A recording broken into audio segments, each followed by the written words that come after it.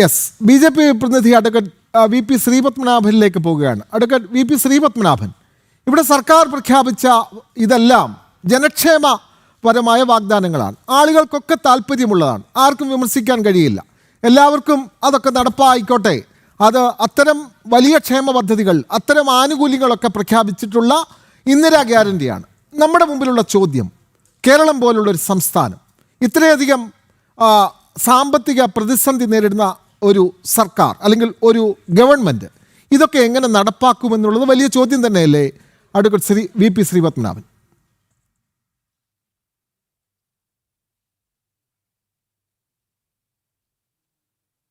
രണ്ട് കാര്യങ്ങളാണ് പുതിയ സർക്കാർ ചിന്തിക്കേണ്ടത് എന്നാണ് നമ്മുടെ അഭിപ്രായം. ഒരു പുതിയ സർക്കാർ അധികാരത്തിൽ വന്നതാണ്. ആ സർക്കാരിനെ നമ്മൾ ശുഭാപ്തി വിശ്വാസത്തോടെ കാണണം. അതാണ് ഒരു ജനാധിപത്യ മര്യാദ. അപ്പോൾ ആ സർക്കാർ ഒരുപാട് ജനകീയമായ വാഗ്ദാനങ്ങൾ കൊടുത്തിട്ടുണ്ട്, ശരി തന്നെ. അത് ആ സർക്കാരിൻ്റെ അവകാശമാണ്. അവർക്കത് നടപ്പിലാക്കാൻ സാധിക്കുമെങ്കിൽ അവർ നടപ്പിലാക്കട്ടെ. പക്ഷേ രണ്ട് പ്രധാനപ്പെട്ട കാര്യങ്ങൾ മറുഭാഗത്തുണ്ട്. ഒന്ന്, എങ്ങനെ വരുമാനം വർദ്ധിപ്പിക്കും. രണ്ട്, എങ്ങനെ ചെലവ് ചുരുക്കും. അപ്പോൾ വരുമാനം വർദ്ധിപ്പിക്കാൻ എന്താണ് മാർഗങ്ങൾ? ഇപ്പോൾ ഈ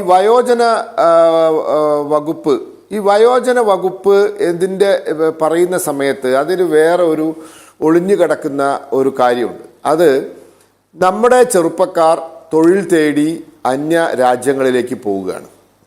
പണ്ട് നമ്മുടെ ചെറുപ്പക്കാർ തൊഴിൽ തേടി പോയത് ഗൾഫ് രാജ്യങ്ങളിലേക്കായിരുന്നു. അവർ പോയി കഴിഞ്ഞാൽ 1-2 കൊല്ലത്തിനിടയ്ക്ക് ലീവിൽ വരും. അവർ ഇങ്ങോട്ട് പണം അയക്കും. അത് മണി ഓർഡർ ആയിട്ടും DD ആയിട്ടൊക്കെ വരും. പിന്നെ ബാങ്ക് ട്രാൻസ്ഫറൊക്കെ ആയി. ഇപ്പം അവർ ഒരു 10-25-30 വർഷം കഴിഞ്ഞാൽ അവർ ഇവിടെ വന്ന് സെറ്റിലാവും. മാത്രമല്ല, അവർ അയക്കുന്ന പണം ഇവിടെ പലതായിട്ടും ഇവിടെ ഉണ്ടാവും.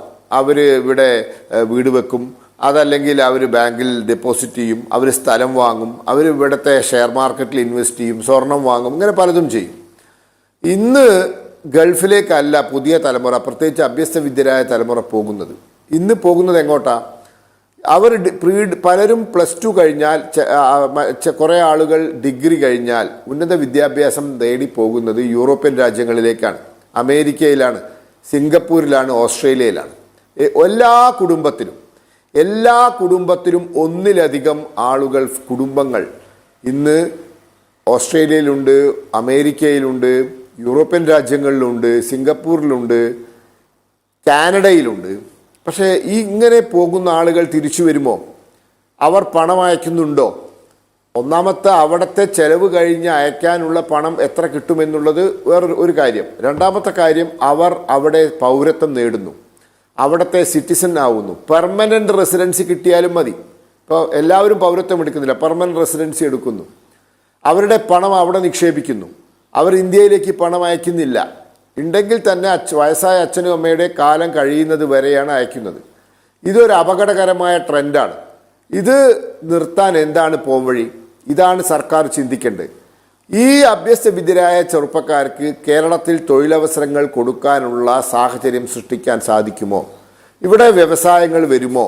ഇവിടെ വാണിജ്യ സ്ഥാപനങ്ങൾ വരുമോ? ഇവിടെ IT സ്ഥാപനങ്ങൾ വരുമോ? ഇവിടെ സ്റ്റാർട്ടപ്പുകൾ വരുമോ? ഇതൊക്കെ നമ്മൾ ചിന്തിക്കേണ്ട വിഷയമാണ്. വരുന്ന 5 വർഷം ഇതാണ് ചിന്തിക്കേണ്ടത്.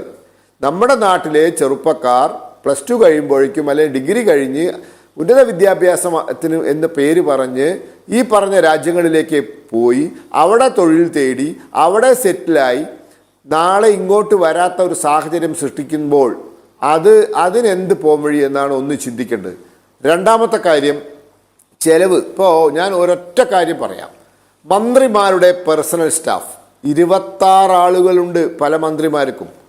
കേന്ദ്ര സർക്കാരിൽ ക്യാബിനറ്റ് മന്ത്രിക്ക് 15 സഹമന്ത്രിക്ക് 13. മാക്സിമം നമ്പർ ആട്ടോ, മാക്സിമം 13 സഹമന്ത്രിക്കും ക്യാബിനറ്റ് മന്ത്രിക്ക് 15. അത് 2 വർഷത്തേക്കാണ് അപ്പോയിൻമെൻറ്റ്.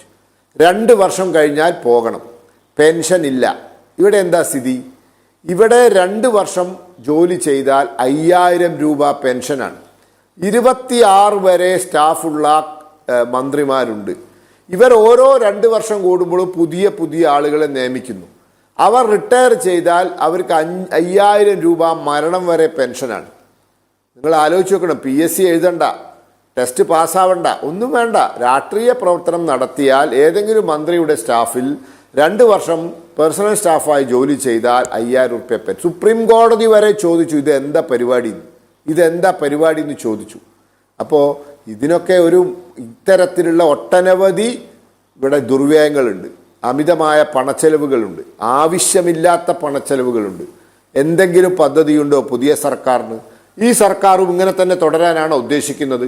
UDF മന്ത്രിമാർക്കും 20ഉം 25ഉം പേഴ്സണൽ സ്റ്റാഫും ഓരോ 2 കൊല്ലം കഴിയുമ്പോൾ റിട്ടയർ ചെയ്യുകയും മരണം വരെ 5000 രൂപ പെൻഷൻ വാങ്ങാൻ പോവുകയാണോ? അതാണോ അവർ ഉദ്ദേശിക്കുന്നത്? അപ്പോൾ ഇതൊക്കെ ചിന്തിക്കേണ്ട വിഷയമാണ്. അതെല്ലാം ഇനി പുറത്തു വരേണ്ട ഇത്തരത്തിലുള്ള കാര്യങ്ങളിലാണ് സർക്കാർ ശ്രദ്ധ കേന്ദ്രീകരിക്കേണ്ടത്. ഒന്ന്, നമ്മുടെ നാട്ടിൽ തൊഴിലവസരങ്ങൾ, ഈ കാര്യത്തെ പറ്റിയുള്ള നയം പുറത്തു വരുമ്പോഴാണ് ഈ സർക്കാർ വിലയിരുത്തപ്പെടുക. ഈ വിലയിരുത്തേണ്ട സമയം ആയിട്ടില്ല. ഇപ്പൊ വിലയിരുത്തുന്നത് ശരിയല്ല. വിലയിരുത്തേണ്ടത് ഇത്തരത്തിലുള്ള കാര്യങ്ങളുടെ നയം പുറത്തു വരുമ്പോഴാണ്.